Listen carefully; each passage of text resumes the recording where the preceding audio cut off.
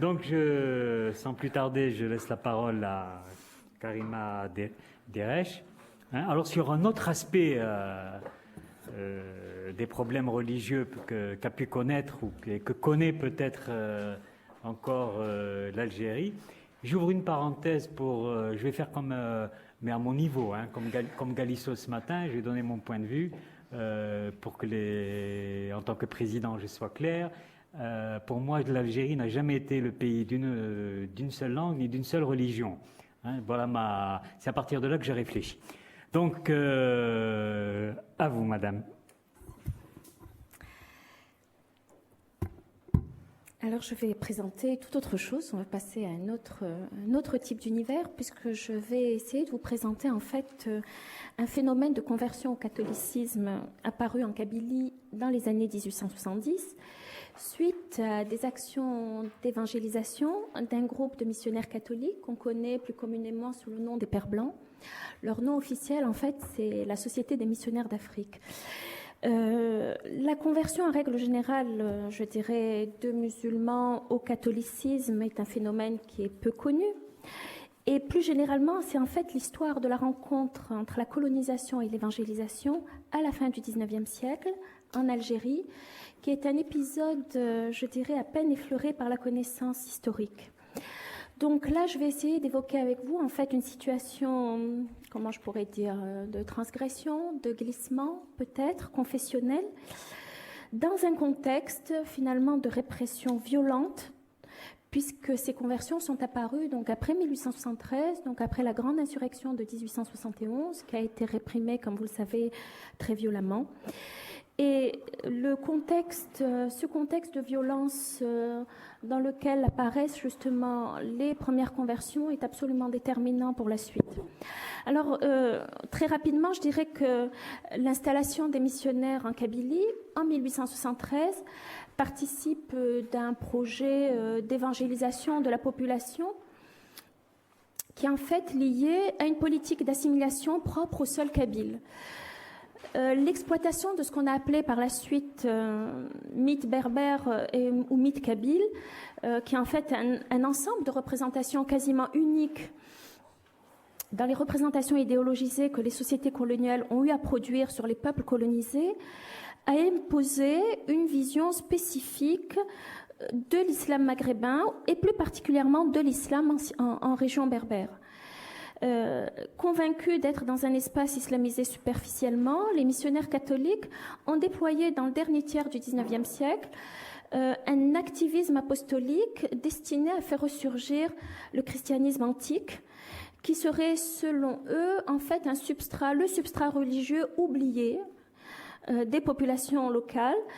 Et je dirais que l'analyse du discours et des pratiques missionnaires concernant l'islam en Kabylie permet de saisir en fait une véritable déformation des réalités sociologiques de la Kabylie de la fin du XIXe siècle. Alors quand ce ne sont pas les pensifs les plus caricaturaux, c'est le silence qui domine, et un silence qui oblitère les réalités musulmanes des sociétés berbères et qui n'accorde aucune importance, ou du moins une importance très très limitée aux pratiques religieuses constatées, qui sont très souvent considérées ou rapportées comme des mimétismes un peu mécaniques ou des manifestations folkloriques ou folklorisantes. Et si l'islam ne bénéficie, je dirais jusqu'au début des années 1920, d'aucun traitement particulier et d'aucun intérêt curieux, la place réservée au christianisme ancien de l'Afrique du Nord, qui est considéré bien évidemment comme la religion ancienne et oubliée des Berbères, est bien évidemment considérable. Alors, je dirais que donc, ces conversions se sont donc produites en Kabylie, dans la Kabylie montagneuse, j'expliquerai pourquoi, et elles ont alimenté, je dirais, des représentations excessives et polémiques sur la religion des Kabyles, leur rapport à l'islam, et plus généralement des considérations problématiques, je dirais, sur l'islam non arabe. La question de cette conversion se pose effectivement donc sur un espace géographique concernant 5 tribus au cœur du massif montagneux du Durdura, et ces 5 tribus sont des lieux d'implantation ancienne des missionnaires, puisqu'on a eu les jésuites qui ont fait un passage, je dirais, éclair dans les années 1840, puis après qui ont été renvoyés. Cet espace correspond également à un espace de grande pauvreté, complètement délaissé par la colonisation agricole, par la colonisation de peuplement. C'est une région marginale sur le plan économique où on constate fréquemment des situations de grand dénuement. Et cet intérêt justement pour des régions enclavées dans le massif montagneux participe de l'idée de retrouver des traces d'un christianisme ancien parmi des populations protégées en quelque sorte de l'altérité par leur enclavement et leur isolement.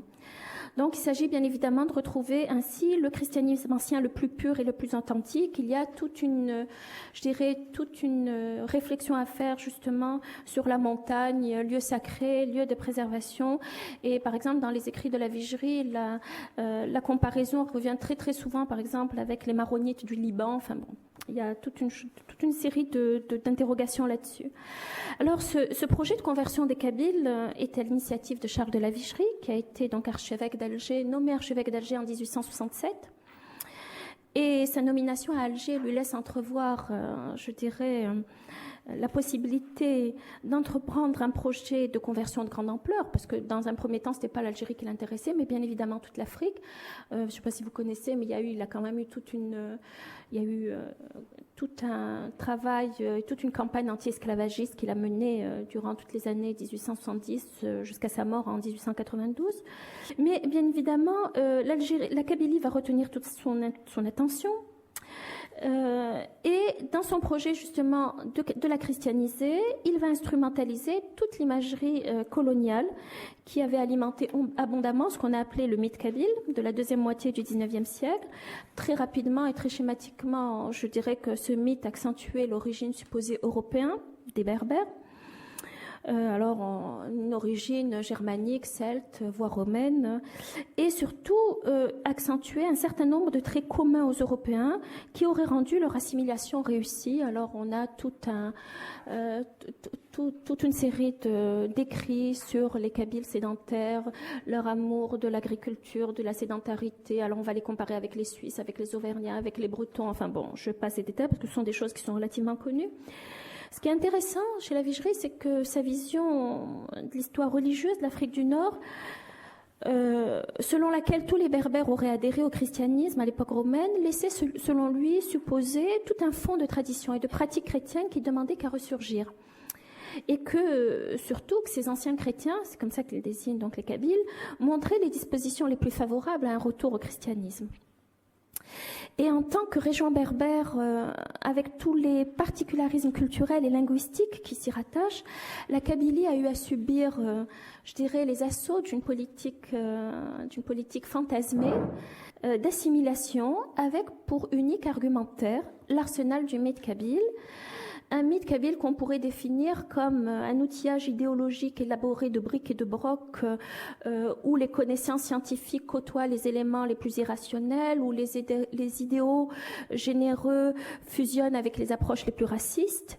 Et si aberrant qu'il soit, aujourd'hui évidemment, parce que c'était une grille de lecture qui était admise quasiment par beaucoup de gens à l'époque, si aberrant qu'il soit, ce mythe a connu des applications directes en Kabylie avec des applications plus ou moins heureuses. Et ce qui est intéressant, c'est que les missionnaires ne sont pas les seuls dépositaires de ce prêt-à-penser. Tout l'esprit colonial en est imprégné.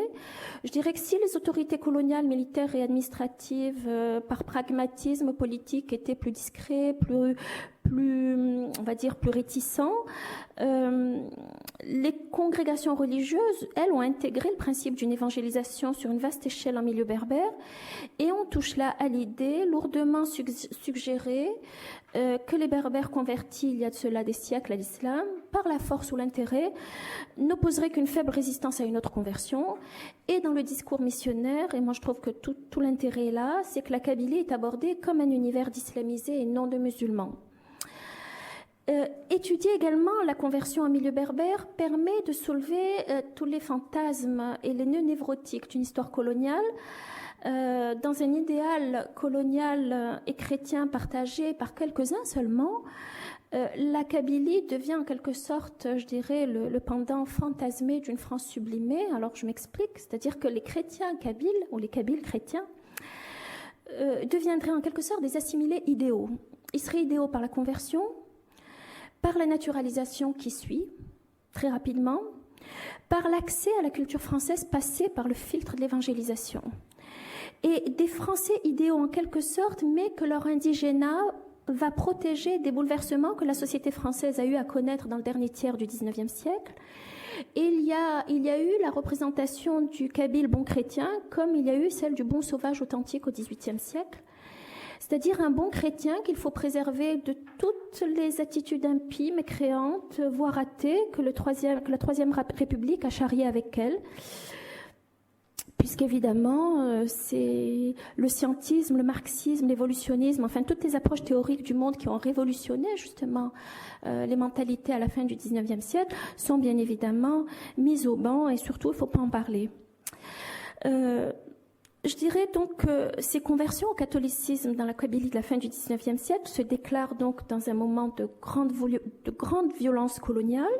Ce sont également des années de crise à la fois économique, sociale, identitaire, avec des transformations et des mutations extrêmement déstabilisantes.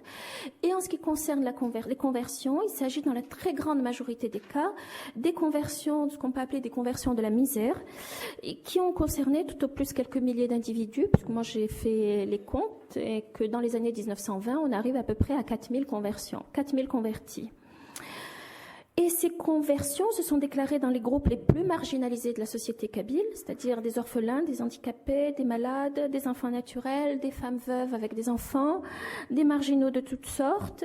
Et d'ailleurs, ce particularisme de la marge inquiète d'ailleurs les autorités de la congrégation qui ne voulaient absolument pas que des conversions de la misère équivalentes à ce qui s'était passé par exemple en Chine avec les jésuites qu'on a appelé les conversions de riz, ils ne voulaient absolument pas la même chose en Kabylie, bien qu'on retrouve à peu près cette expression conversion de riz adaptée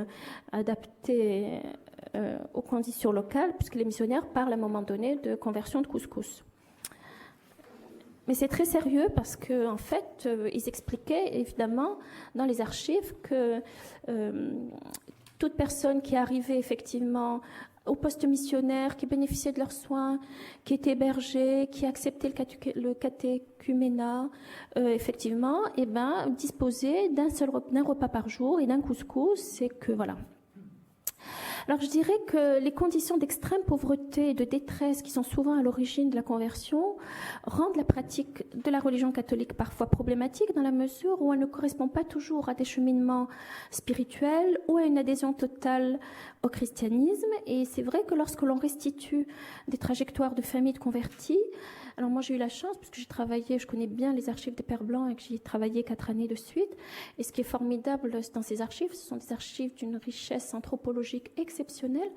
Et donc on a affaire à ce qu'on appelle des registres de catholicité, c'est-à-dire des renseignements qu'on a sur des familles de convertis sur 50-60 ans et qu'on peut effectivement accompagner sur toute cette période-là et avec tous les éléments qu'il faut, c'est-à-dire les déménagements, les professions, les mariages, les décès, enfin tout ce qui fait effectivement la vie quotidienne de ces individus.